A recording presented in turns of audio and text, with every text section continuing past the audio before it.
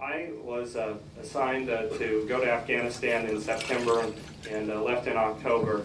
I went through what's called the CONUS Replacement Center in Fort Benning, Georgia. And this is where everybody that isn't specifically assigned to go with a unit to a deployed area goes.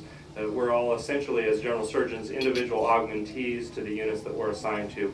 So I went there by myself and spent about a week doing some paperwork, getting some additional training, and then getting issued all of my gear that I went over with. And I include this picture because this has me in my full battle rattle, the helmet and flak jacket, and everything from head to toe is brand new and really the best that money can buy. And that's the reason that I put this picture up here, because I knew at the beginning of the war there was a lot of press about how soldiers weren't being issued what they needed. They didn't have the safety gear that they really needed in order to be safe. And even a surgeon like me was given absolutely the best gear that money can buy from head to toe.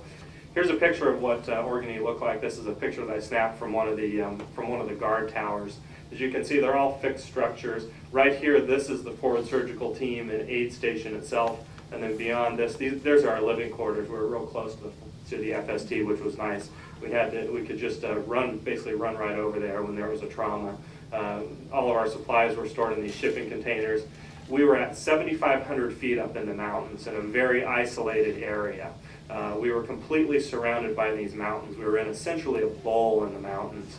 And Orkney and the FST were located there for strategic purposes. When people were injured in the bowl, oftentimes, particularly in the winter, it was impossible to get anybody out beyond these mountains because things were completely snowed in. This is a picture of the inside of the battalion aid station / emergency department.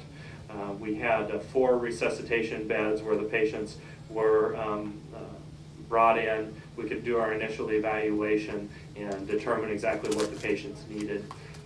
This was also the place where the soldiers came in for sick call and were seen for various things. During Christmas time, you see the Christmas tree and the stockings that were up in the area. Here's the operating room. The commander of the 2nd FST said that it's essentially like operating out of somebody's garage. And I think that's really pretty similar. If you were to take over somebody's garage in the Sandhills in Nebraska in an isolated area and set up a surgical team, that's kind of analogous to what we did. We were lucky, though, to actually have a fixed facility that not a lot of forward surgical teams do initially. And we also had a real operating bed which was very nice. The standard equipment for a forward surgical team is just a litter stand. You operate with the patient on the litter stand. We also had a real anesthesia machine, which was nice. Here's our laboratory department. That's all we had. And this isn't even standard equipment for a forward surgical team. We have, this is just a handheld device that you put a couple of drops of blood in it, and it can give you some very basic laboratory measurements.